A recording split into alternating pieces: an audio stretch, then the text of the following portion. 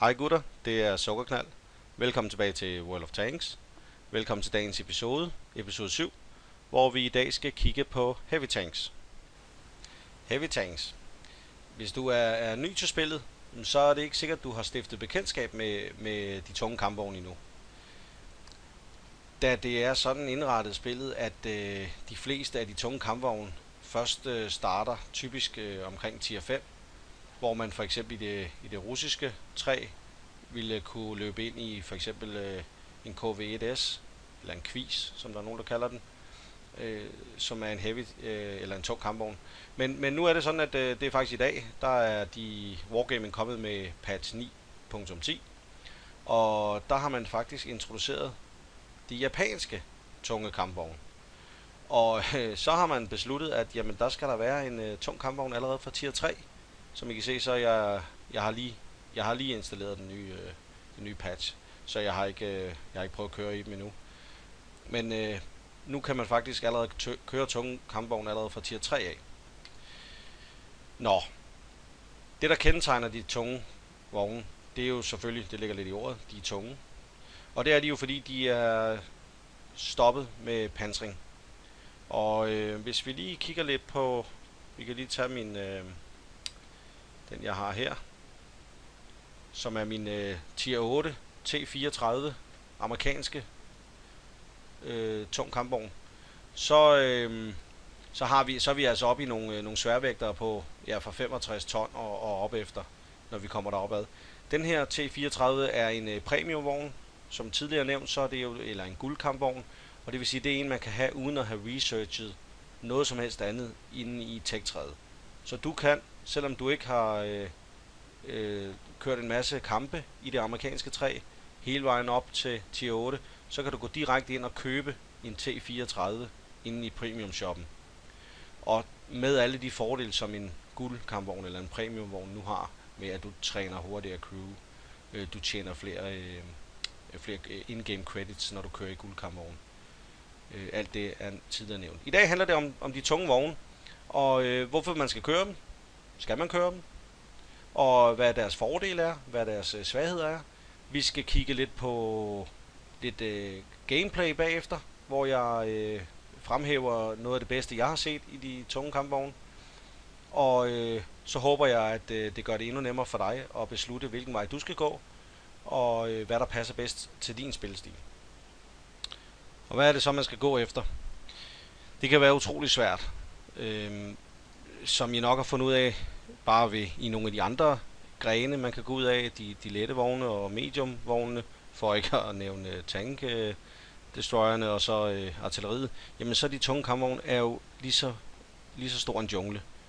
Og det kan være totalt uoverskueligt at finde ud af, hvilken vej man skal gå. Men som udgangspunkt, hvis jeg skal prøve at gøre det en lille smule simpelt, og det som jeg ligesom har fundet ud af indtil videre, så handler det om, at man i de tunge vogne har nogle vogne, som ikke har lige så meget panser, men det opvejer de så ved deres, firepower, eller deres mulighed for at afgive skud hurtigere og lave en meget skade. Så enten så er man til en vogn, som er fuldstændig pansret, som kan bounce, altså det vil sige, når fjenden skyder på dig, så har du mulighed for at blokere en masse skud. Der betaler du så ligesom prisen ved, at du så måske ikke kan skyde lige så hurtigt, og ikke lade lige så hurtigt, og din mulighed for at bevæge dig rundt på slagmarken, den er også begrænset noget. Et godt eksempel på det er den her tyske tier 10 kampvogn, den der hedder E100, som er en vogn, som vejer 130 ton. Det siger sig selv, når man har en vogn på 130 ton, så er det ikke en, der spurter derudad. Men til gengæld, så har vi altså med en vogn at gøre, som har en pansring på 200, hvis vi tager fronten. 200 hernede på kroppen af kampvognen, og så 250 heroppe. Og det er vel at mærke, når vi er sådan lige på. Når man så begynder at lære at vinkle sin vogn lidt, og det vil jeg komme ind på. Det er et helt video for sig selv, hvordan man placerer sig, når man kører sine vogne. Specielt de tunge kampvogne, der er placering, altså på hvilken måde man ligesom drejer sin kampvogn imod sin fjende, eller den, der skyder på en. Det er alfa og omega. Og jeg kan sige så meget, at hvis man har sådan en vogn som den her, og man står, lad os sige, at vi er fjenden herfra, hvor vi ser det, og man står sådan her, og prøver at skyde igennem, jamen så kommer du aldrig til at skyde igennem den her, fordi din skud vil simpelthen perle af her.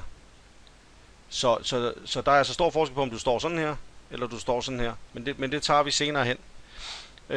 Den her kampvogn, totalt godt pansret, rimelig god skudkraft, men meget langsom. Hvis vi så går over og tager en vogn, som hvis vi tager over i tektræet her og kigger på de franske. Nu er det ikke fordi jeg har en her, men hvis vi nu tog den her AMX 50B, og vi gik ind og kiggede på den, så kan vi se her på pansringen, så er vi altså nede i noget, hvor at altså 170 på skroget og 100 på tårnet. Ja, det betyder jo, at alt fra, ja, det er jo næsten helt nede fra tier 5 og 6, vil kunne skyde igennem det her. Til gengæld, jamen så har vi måske en kanon på, som har 4 skud i magasinet, kan skyde hver 2,5 sekund. Og det vil sige, at du kan altså aflevere 4 skud inden for 7,5 sekund fra det første skud, ikke? Og det vil sige, at man kan altså lave 1600 i skade på 7,5 sekund. Det er dobbelt så hurtigt, som det tager den her E100, vi lige har kigget på, og lade, da den lader på omkring 15-16 sekunder. Så det er det her, I skal finde ud af, jamen, hvilken vej skal jeg gå? Kunne jeg godt tænke mig noget, der er hurtigt og mobil, som de franske her, som altså op og kan køre 65 km i timen, men så giver jeg ligesom min pansring op lidt og får noget mere firepower, eller vil jeg gå den tyske vej, for eksempel? Lad os kigge på dem her. Dem for eksempel op, der hedder E100, som vi lige har kigget på, eller den anden tyske tier 10, The Maus, som jo også er et beast. Der er vi også omkring 200 eller 240, ikke ligesom E100, og vinklet rigtigt, jamen sådan stort set umuligt at skyde igennem. Der findes selvfølgelig mellemting, hvis vi tager, vi kan tage de russiske, som jeg selv synes er en fantastisk vogn.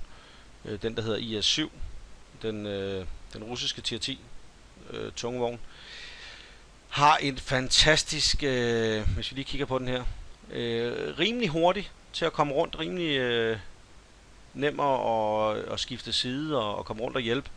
Har en fantastisk godt tårn. Ikke så godt på selve skroget. Det kommer så nærmere på, hvordan man vinkler den. Men virkelig en vogn, som er sådan all around og rigtig god. Jeg har den selv her og kører en del i den. Som I kan se, så er tårnet dejligt buet, og det vil sige, at næsten lige meget, om man bliver skudt fra siden af, så har fjendens skud god mulighed for ligesom at blive blokeret eller rekruttere. Når I nu ligesom går i gang og har besluttet jer, så inden man begynder at grinde og bare køre der ud af for at komme op og få den her IS-7, så prøv for guds skyld at køb en af de her premiumvogne. En T34 vil være et rigtig godt bud at starte med. Køb den, prøv at køre lidt rundt i den, se hvad I synes, at du til det her langsomme gameplay, som det jo er at køre en tung kampvogn, jamen så hellere gør det. Brug de penge på det, få kørt nogle kampe i det, tjene nogle credits, og finde ud af, om det overhovedet er noget for dig, inden du begynder at køre de her 100 eller 1000 kampe, eller hvor meget der skal til, for at du kommer op på den vogn, du vil have. Jeg har selv haft stor glæde af at køre de russiske. Der er en del af de her vogne, som vi har brugt i vores Clan Wars.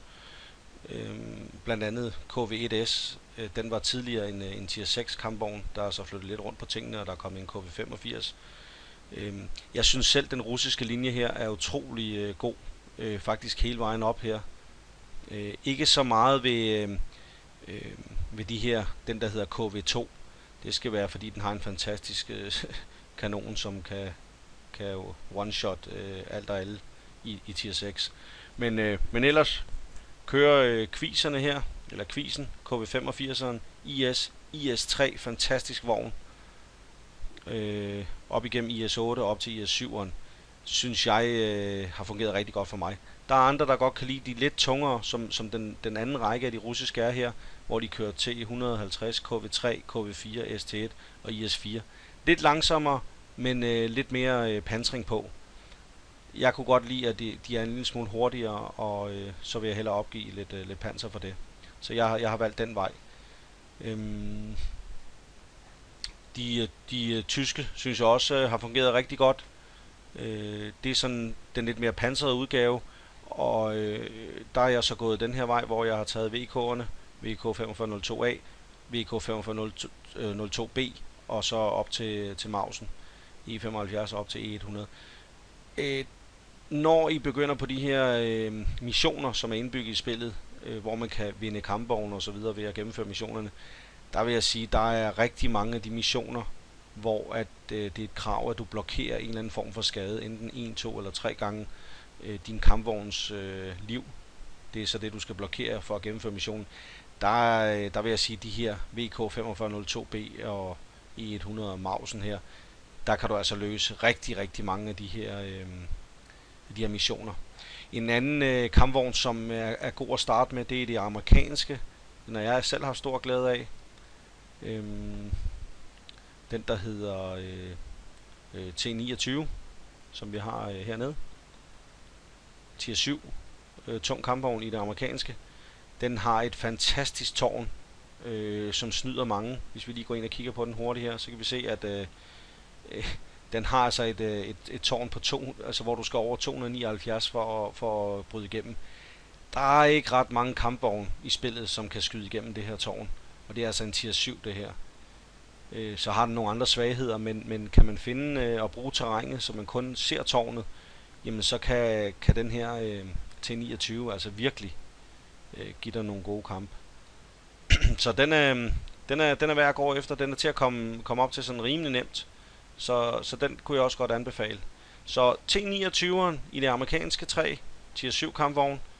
De russiske, hvis man vil have nogen, der kan bevæge sig, samtidig har en sådan rimelig god pansring. Og så de tyske, hvis man vil op og bare have en total meget panser, men stadigvæk kunne dele noget skade ud. De franske har jeg ikke selv prøvet. Jeg ved, der er en masse, der har god succes med dem. Jeg synes bare, at jeg synes simpelthen, der er for lidt pansring på. Ellers så er jeg simpelthen bare ikke god nok til at køre dem endnu.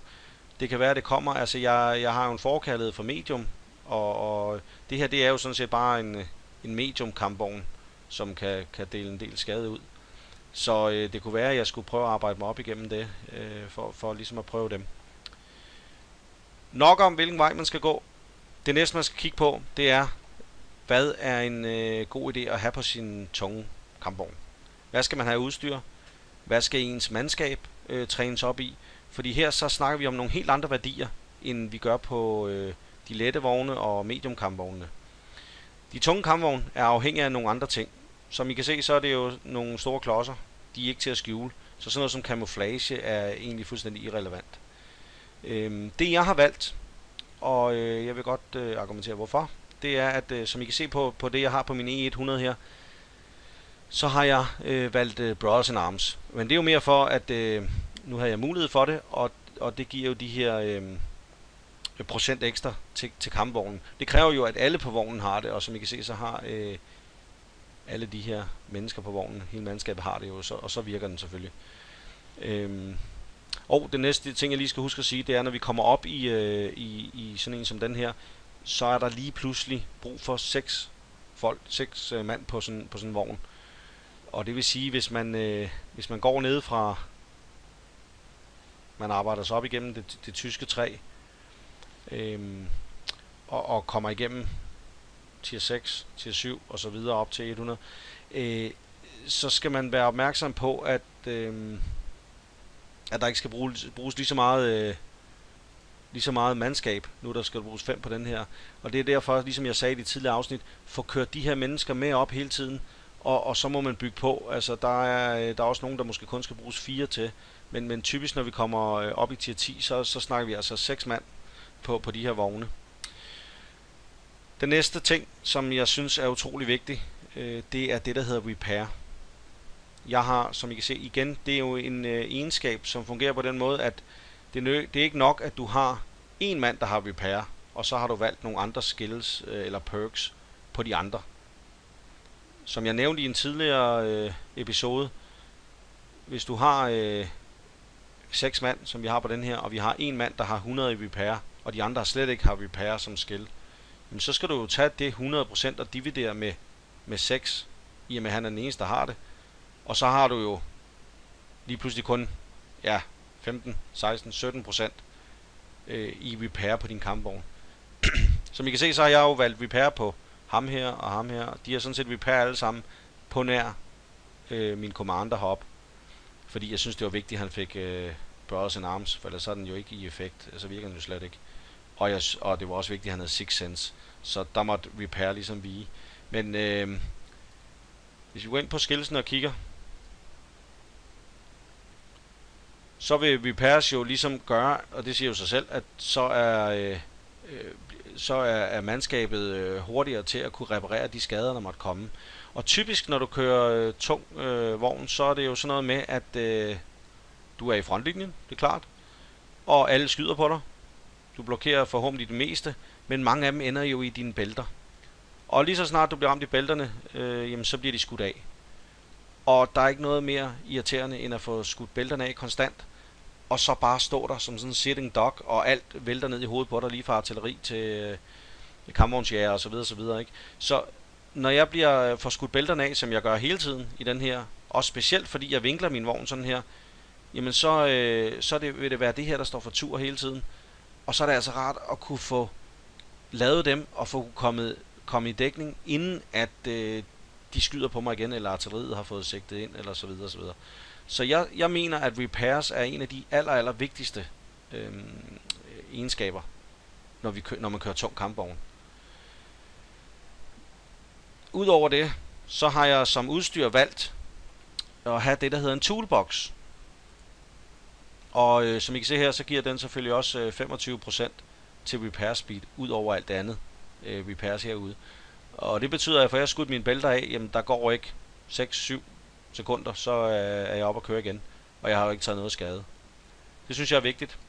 På den her kampvogn, der har jeg typisk de store, tunge vogne her, har jo en eller anden kæmpe gun på.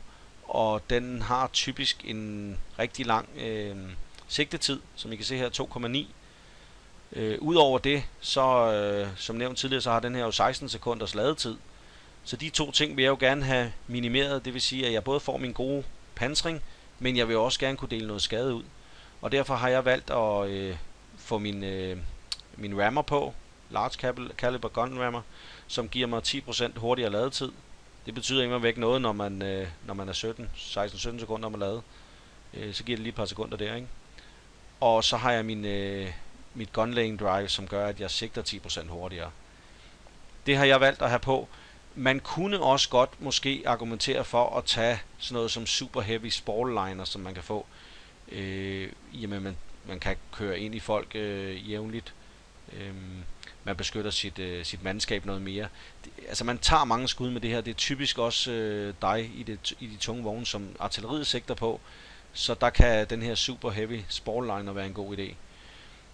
Man kunne have taget ventilation på, som giver de der 5% ekstra, ligesom som Brothers in Arms.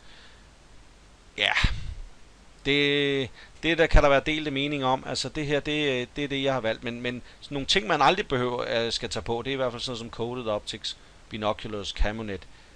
Sådan noget, det er reserveret til de lette vogne og kampvognsjægerne i min optik. Så det er det her, jeg kører med. Så kan man sige, hvad skal man have på af ammunition? og det her ekstra udstyr. Altså jeg har valgt, nu er det fordi det er på den her E100, som jeg kører med. Og E100, hvis vi lige kigger på den kanon, der sidder på, har en gennemsnitlig gennemtrængning på 235. Det er ikke kæmpe meget. Som I selv kan se, så har den jo, hvis jeg møder en på det andet hold, der har en E100, så har den jo 250 på dens tårn og 200, og hvis han er god til at vinkle den, jamen så kan jeg jo dårligt nok skyde den igennem med det her almindelige ammunition. Så jeg må indrømme, på min E100, der kører jeg altså rigtig meget med det her guld ammunition. For det giver mig mulighed for at få 334 i gennemsnit i gennemtrængning. Og det offrer jeg altså gerne, fordi jeg laver de her 750 i skade på et skud. Så det har jeg på. Så har jeg et par enkelte af de små HE-granater her, og det er mere til, at tit og ofte så er jeg måske den eneste tilbage, og nogle gange så har fjenden måske kun 100 liv tilbage. Og der vil jeg gerne være sikker på at tage en eller anden form for skade, og det har jeg med de her granater. Udover det, så er de gode at bruge på lette køretøjer. Så tit og ofte gør jeg det, når jeg starter en kamp med min E100 her, så loader jeg faktisk sådan en her, fordi de første fjender jeg møder, det er typisk en light tank, altså en spider eller så et eller andet. Og der kan jeg altså tage noget mere skade, og han har typisk ikke ret meget pansring på. Så jeg loader næsten altid sådan en som nummer 1. Og når så kampen kommer i gang, jamen så skifter jeg over til dem her. Så ja, det er jo sådan lidt smag og behag. Det næste, jeg lige vil komme ind på, inden vi skal se noget gameplay, det er, hvor man bør placere sig. Hvad gør man, når kampen går i gang som tung kampvogn? Altså, det første jeg gør, det er, at jeg kigger på, hvor har mit hold tænkt sig at gå hen. Fordi problemet er lidt med de her tunge vogne, det er, at de er rigtig, rigtig gode, hvis de har lidt backup bagved sig. Så er det ikke noget problem at køre forrest. Problemet er, hvis du er alene i en tung kampvogn, så er du simpelthen et alt for let offer for de her medium og lette vogne på det andet hold. Fordi det der sker, det er, at du får affyret et skud, og så cykler de lige rundt omkring dig, og så står de bare og pumper skud ind i røven på dig. Og så er du færdig, og så er du intet værd for dit hold. Så du bliver nødt til at sikre dig, at du, når du kører til højre, venstre, whatever, har vi noget backup? Har vi nogle kampvognsjæger bagved? Har vi nogle lette vogne, der kan spejde lidt for os? Har vi nogle medium vogne, der kan dække flankerne?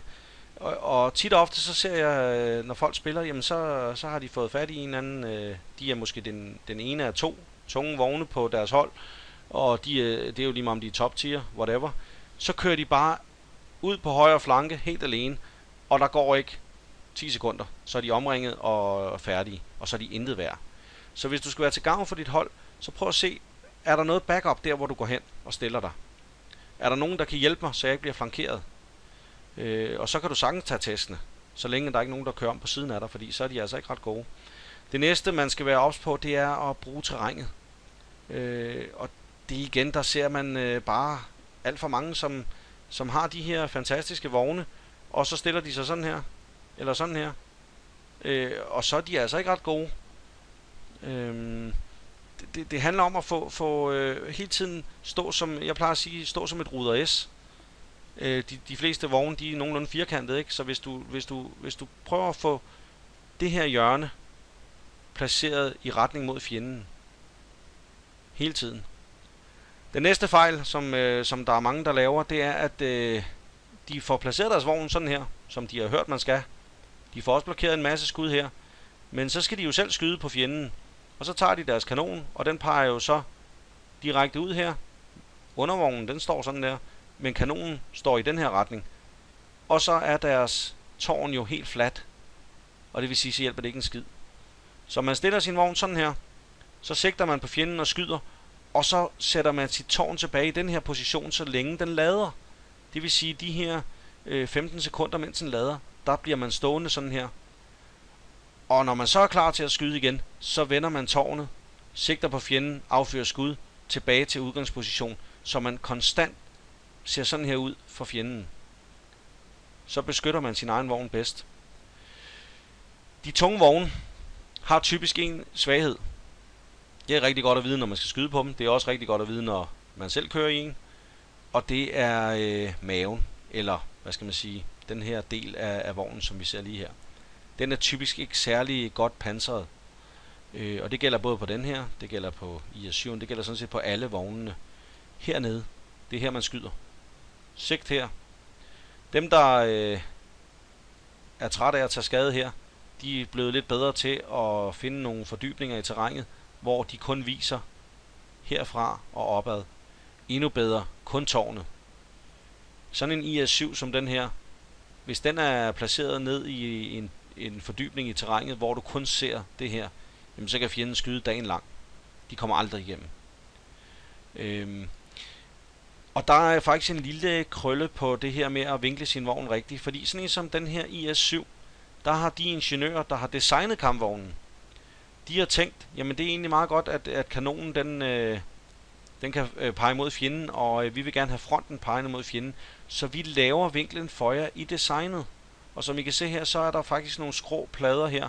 Og det betyder, at hvis man kører i den her, og man placerer den sådan, som jeg lige har sagt, man skulle gøre, altså sådan her, så har fjenden nemmere ved at skyde igennem, fordi så er der lige pludselig flat her. Hvorimod i E100'en, der er det rigtig godt at stå sådan her, og ikke så godt at stå sådan her. Så det kan godt være en smule forvirrende i starten, men man skal prøve at tænke på det som, at man skal ikke have en flade, som er, hvad skal man sige, lodret, eller hvor et skud kan gå direkte ind på. Skråflader er rigtig, rigtig godt, sådan så at skuddene kan sådan rikochere af, når de skyder på dig. Udover det, så som I nok har set, så er der jo både bybaner, der er store åbne landskaber. Prøv en gang at kigge på, når kampen starter, og du kører i en tung kampvogn, hvor meget artilleri er der på fjendens hold. Er der ikke noget artilleri? Fint, så lad være at tænke på at stå så meget op ad en mur. Det er okay så at bevæge sig rundt. Er der artilleri, jamen så kan du være sikker på, at de sigter efter dig, for du er langsom, og du er et stort mål. Godt være, at du har noget pansring på, men heroppe i toppen, op på hatten, der er altså ikke ret meget panser. Og det vil sige, og det ved artilleriet godt, så når der ryger et skud direkte herned, jamen så tager du bare masser af skade, og du har masser af mennesker på din vogn, som tager skade. Så kig efter, hvor dit hold, hvor dine kammerater, de bevæger sig hen. Kig efter, om der er artilleri. Brug terrænet, brug husene, og placer dig rigtigt. Få stillet dig sådan, så at du ikke får taget skade. Og kan du se, at du er ved at blive omringet, jamen så bak ind mod en mur, og få røven ind mod kanten af muren, sådan så de mindst ikke kan køre rundt om dig. Så det var lidt om placeringen, det var lidt om udstyret, lidt om hvad man skal være opmærksom på med ammunition, og lidt mandskab, hvad man skal have af ting der. Jeg synes, vi skal kigge lidt på hvordan man kan gøre det, på lidt gameplay, og se, hvordan folk, der har en rigtig god kamp, kan gøre det. Og jeg har i dag valgt at kigge på to replays, to videoer. Først så skal vi kigge på E100'en, og så skal vi kigge på den franske udgave. Ligesom for at give en idé om, hvad kan man gøre i de her to. Altså E100'en, som har masser af panser, ikke så hurtig, frygtindgydende kanon og lang ladetid, og så den franske pendant, som jo så har ingen pansring, til gengæld en masse power i kanonen. Så lad os kigge lidt på nogle kampe. Og vi har inviteret Fight Breast Cancer indenfor i hans AMX 50B på mappet Airfield. Og ja, Fight Breast Cancer, det kunne jo lige så godt have været en eller anden form for organisation. Det er det så ikke. Og som I kan se, så er Fight Breast Cancer jo ikke helt UF'en, som spiller rimelig høj rating på 7.000 kampe, det må jeg nok sige. Men lad os se, hvad han kan gøre ved den her AMX 50B. På Airfield, så handler det jo meget om at kontrollere midten af mappet, altså inde på den midterste bakke. Og i en vogn som AMX 50B'eren, som er så mobil, så er det jo ingen sag at komme hurtigt op og dominere det område. Passer perfekt med reload-tiden her. Han får gjort 4 skud klar. Får kørt op og kommet forbi det værste stykke her, hvor man kan tage skud. Og så op og stå i buskene heroppe. Og som I kan se her, så har han faktisk valgt fra starten at loade guldskud. Det kan man så diskutere, men han har imod væk 325 i penetration mod de traditionelle mænd, 257, ja. Og det betyder jo, at der er en rimelig god chance for, at han får skudt igennem lige meget hvad det er, han står overfor. Og han har fundet sig en KV4, gemmer sig lidt. Men får alligevel lagt nogle skud ind, og så er der så en løve her, som den tyske tier 8, som ikke har en chance. Og det vil sige, at han på de her 4 skud lige får afleveret 1600 skade. Trækker sig tilbage i dækning. Nu er der ikke noget artilleri, men ingen grund til at vise vognen, før man er klar til at skyde. Vurderer situationen lidt, om han lige skal hjælpe lidt til her i midten. Får øje på den tyske tank destroyer, Waffenträgeren, AV 100, og ser faktisk ikke den SU, som stod oppe i busken, som tracker ham. Ingen skade gjort dog. Han får lidt skud ind og er nu oppe på 2400 i skade. Det går ikke så godt for holdet. De har allerede mistet 3 kampvogne, og nu begynder de at rykke igennem i midten. Så Fight Breast Cancer tænker jeg må hellere hjælpe lidt til her. Og nu kan man se, at Jagdpanzer E100 også er på vej frem. Der er en IS-3 der, som lige får taget rundbarberet en 800 damage. Så rykker Jagdpanseren E100 frem, og den vil man ikke blive ramt af. Står en IS-4 derovre, som ellers er en vogn med rimelig god pansring. Alligevel får han afleveret nogle skud der. Gemmer sig i buskene, og det ser ud som om fjenden har travlt nok med at tage sig af de andre og glemmer ham lidt. Det er måske lidt en fejltagelse, det finder de ud af lige om lidt. Han får reloadet og gjort klar. Der er en mouse-trykker frem, han bliver ikke spottet. Hvilket betyder, at han kan få reloadet færdig. Ryk frem.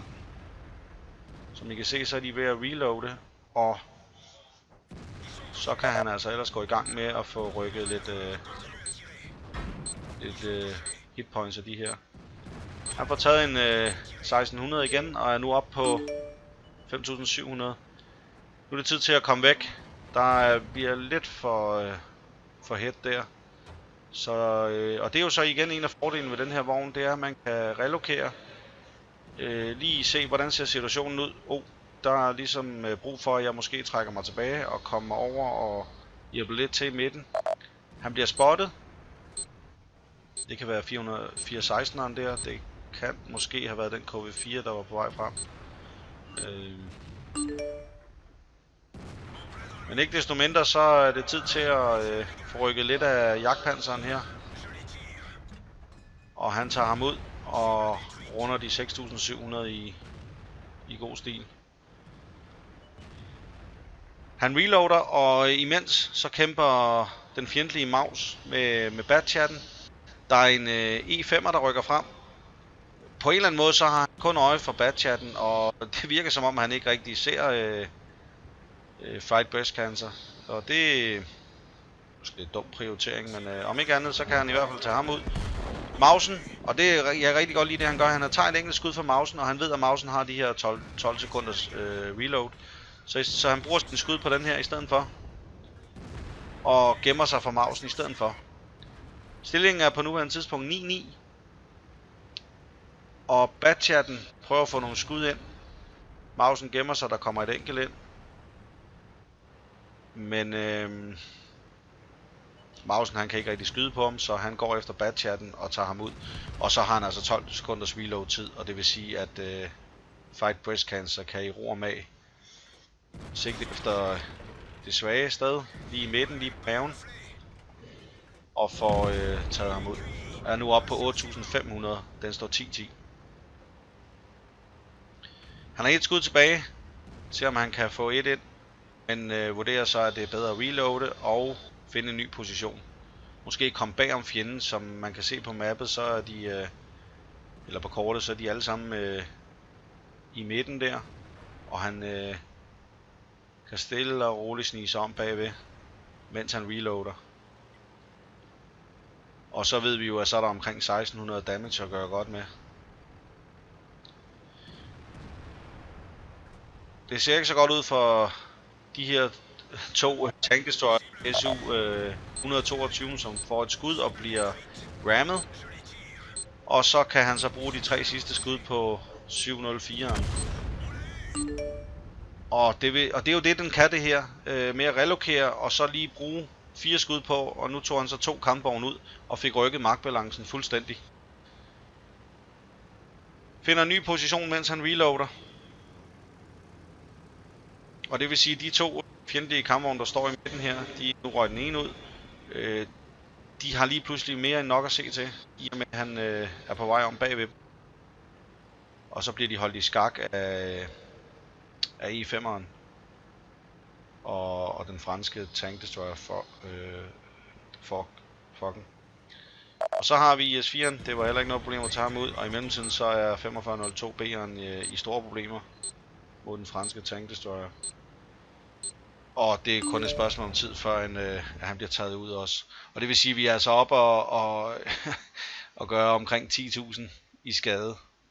Og det vil jeg sige, det er jo måske ikke så tit, man har sådan et spil. Men det er ligesom også for at vise, hvilken slags spillestil er det, man kan med den her kampvogn. Altså, den er god til at komme rundt på kortet, og hvis man ligesom får ladt på de rigtige tidspunkter, og så ligesom hjælper til. Det er jo ikke den her kampvogn, der skal gå forrest og tage alle testene, for det kan den simpelthen ikke. Men når først at fjenden er optaget med at bekæmpe de tunge kampvogne på dit hold, jamen så sniger man sig ind fra siden bag til og får de her skud ind, uden at man selv tager noget. Jeg ved godt, at han har brugt premium ammunition hele vejen igennem, og den har det her 325 penetration. Men har man råd til det, jamen så hvorfor ikke? Jeg tror nu godt, man kunne nøjes med den standard ammunition, som har 257. Og det er jo så op til en selv, men jeg kan jo se, at han kører med det store kit på, så han er åbenbart, mangler åbenbart ikke credits. Han har også ekstra rationer her, og det gør jo så, at kampvognen også lader hurtigere, så det giver jo ligesom 10% til alt crew på. Udover det kan jeg ikke se, hvad han har på af udstyr, men jeg vil gætte på, at han har den her rammer, som gør, at reloaden også bliver hurtigere. Garanteret også et forholdsvis godt crew på den, så med alt det i mente, så får han jo en rigtig god ladetid på den her kampvogn. Det var AMX 50B'eren. Jeg synes, vi skal hoppe over til dens tyske modpart, E100'eren, og så se, hvordan man kan spille sådan en som den. Og her har vi Hukarall i sin E100 på mappet Arctic Region. Og som de fleste ved, så er det jo lige så sikkert som amme i kirken. Så skal de tunge vogne ned i G8, G9 og udkæmpe et drabeligt slag. Og det er jo sådan set et perfekt sted for en E100 med den pansring, som han har. Så som jeg også har været inde på, så er det jo ikke verdens hurtigste kampvogn, så vi kan lige så godt spole lidt. Det som I skal lægge mærke til i løbet af det her i den her kamp, det er hans valg af ammunition. Jeg kører selv en E100, og jeg må sige, jeg bruger ikke helt lige så meget det her high explosive, som Hukarall gør, men det kunne være, at jeg skulle til at gøre det. Det har nogle fordele. Fjenden er allerede ankommet til slagmarken, og det første han render i, det er en IS-7'er og en E100. Jeg havde nok med det samme loaded guld eller premium ammunition, som har 334 i penetration. Men, og det er der faktisk rigtig mange der gør, fordi den standard ammunition jo kun har de her 235. Og det vil sige at det er lidt lavt for en tier 10 tung kampvogn. Omvendt så er det sindssygt dyrt at køre med den her hele tiden. Men han har i hvert fald valgt at køre med standard ammunition indtil videre. Og vurderer åbenbart, at han kan ramme weak spots på fjenden. Nu er IS-7'eren så sød at aflevere hele bredsiden til ham. Det var ikke verdens højeste damage roll, 662. Han skulle jo gerne lave omkring de der 750 i snit. Men vi tager det med. IS-7'eren er så flink at trække lidt tilbage også. Får ikke helt den rigtige vinkel på. Og det gør jo så, at han kan få endnu et skud ind. Tid til at rykke fremad. Der er stadigvæk en E75 og en E100. Deres E100 ser ud som om han er fanget en lille smule hernede. Og hvis ikke han begynder at tænke sig lidt om, så er han i hvert fald færdig. E75'eren skal også begynde at tænke sig lidt om, når han er væk. Han fik i hvert fald ikke skudt igennem ham. Det er jo så der, hvor jeg mener, at havde han kørt med sin premium ammunition, så havde det skud måske gået igennem. Skal vi ikke tage os af den reload tid, der står på fjendens kampvogn, det er lige i overkanten. Det her sted, hvor han er nået til nu, det er jo ligesom altid et problem. Specielt når fjenden har artilleri. Fordi man er fanget lidt på den her kant her. Skal man gå op, skal man ikke gå op? Og fjenden har rig mulighed for at stå og skyde på en. Men han får et skud ind på T69'eren. Og T69'eren har jo ikke en chance for at skyde igennem på den afstand. Så han synes at åbenbart det er sjovt at stå der stadigvæk. Af en eller anden årsag, så går hans andet skud ikke igennem. Men sådan er det nogle gange, der bliver man ramt af den her store random trold. Og ja, så går skuddene bare ikke igennem, selvom de burde. Sådan er det. E75'eren, lidt irriterende over på fløjen der. Der er en 113 til venstre. En okay spiller. Ham skal vi se mere til lidt senere. Det kunne være rart at få den E75'er ud. Som I kan se, nu har han skiftet ammunition.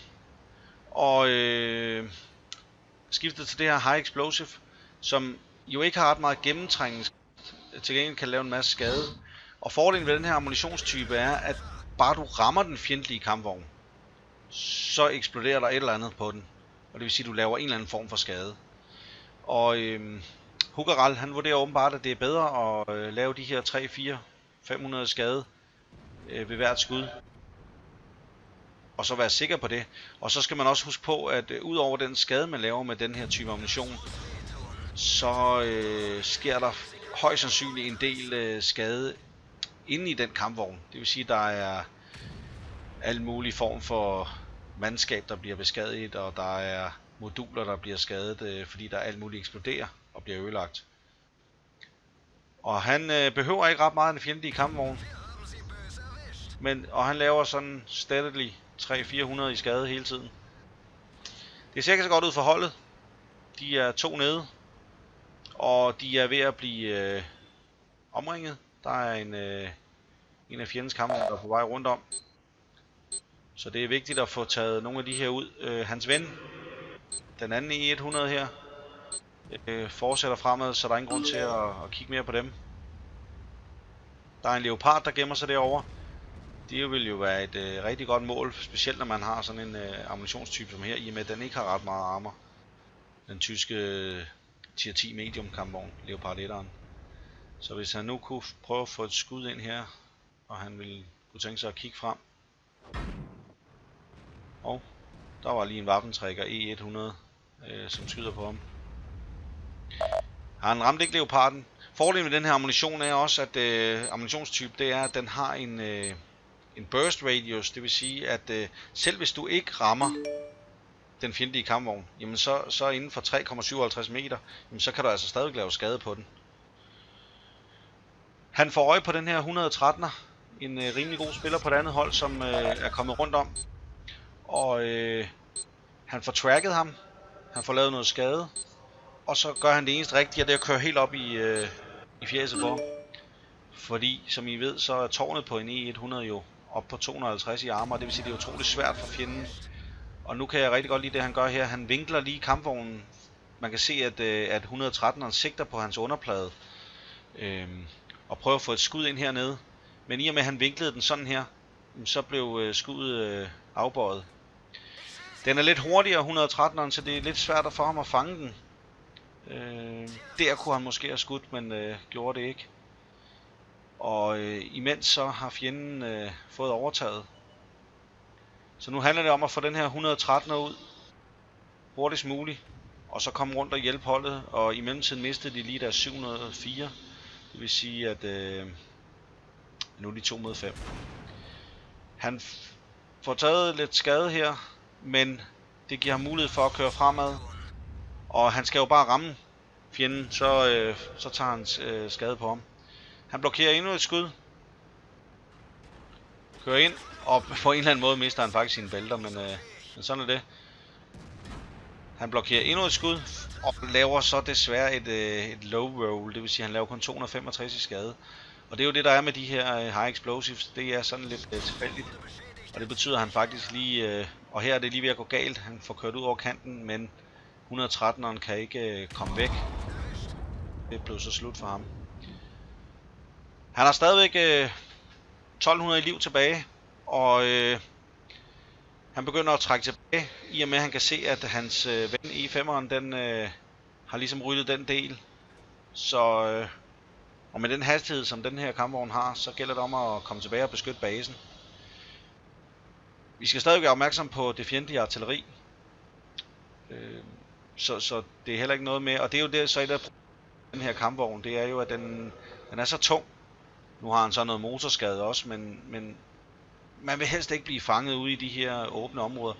Og ja, jeg ved ikke, om han havde en 6. sans eller en idé om, at de var på vej ned og tage basen. Men det gjorde de i hvert fald, og som I kan se, så er der kun 1,5 minut. E5'eren kører fremad.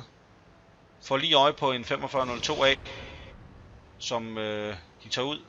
Og nu er der så 3 tilbage. Det er så desværre en jagtpanser E100 og en Waffenträger AV E100. Og det er ikke de bedste at blive skudt af. Men lad os nu se. E5'eren kører fremad. Artilleriet misser. Lad os se, om vi kan få noget spot ind på. Han har loadet stadigvæk sin high explosive ammunition. Og der kommer artilleriet. E5'eren tager ham ud. Rigtig godt skudt. 49 sekunder tilbage. Vi ved ikke hvor... vi ved, at der kun er en inde i basen. Men hvor den anden gemmer sig, det er ikke til at sige. Og det viser så, det jagtpanser E100'eren. Og det er altså en vogn, der laver omkring 1100 i skade på et skud, når han altså rammer. E5'eren får skudt. Men et eller andet sted gemmer der sig en Waffenträger, som får taget ham ud. Så nu er Hugeral alene. Han bliver spottet. Han får et skud ind. Desværre det lige lidt for let. Og nu er jagtpanseren ved at have reloadet. Og det vil sige, at han ved, at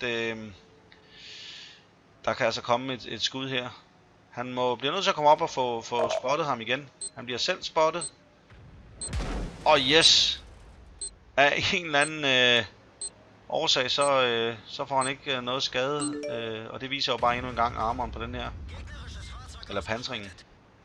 Han får taget ham ud, og nu gælder det om at finde Waffenträgeren. 1 mod 1. 5 minutter tilbage. Han har lavet næsten 5.000 skade.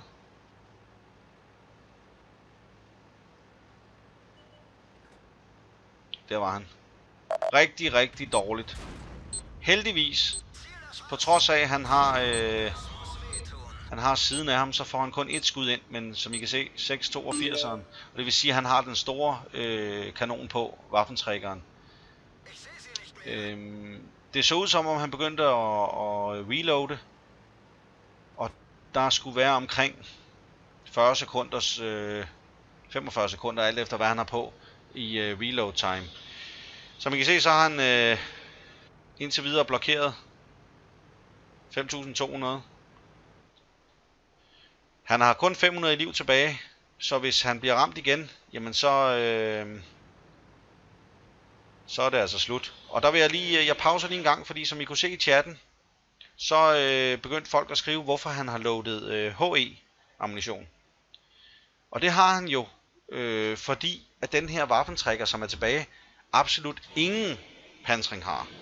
Og det vil sige, at der er i hvert fald en god chance for, at han kan på et enkelt skud tage ham helt ud. Men lad os se, hvordan det kommer til at gå. Det er ligesom, hvem rammer hinanden først, og hvem blokerer. Waffenträgeren har fordelen af, at den højst sandsynligt kan se ham lidt længere fra, men han kan ikke nå langt væk. Så lad os nu se. Han rykker fremad.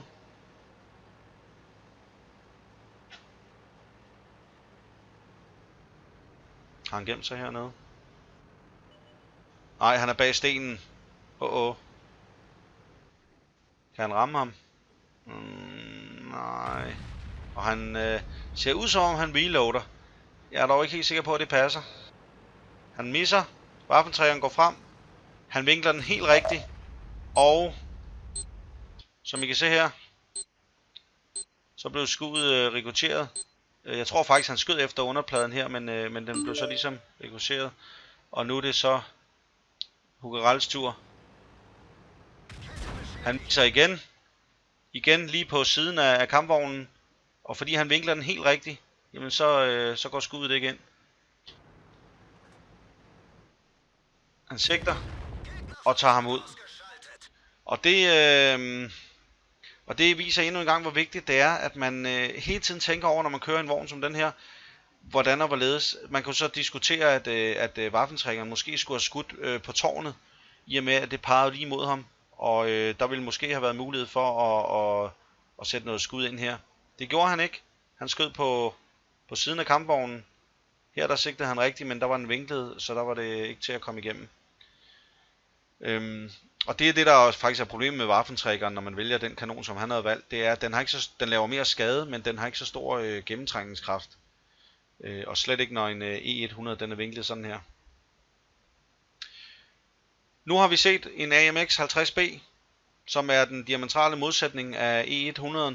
I har set en E100, og det er nogle af de ting, I skal gøre jer klar, inden I begynder at grinde hele vejen op til en af de her to, fordi det tager altså rigtig, rigtig lang tid, altså rigtig mange kampe.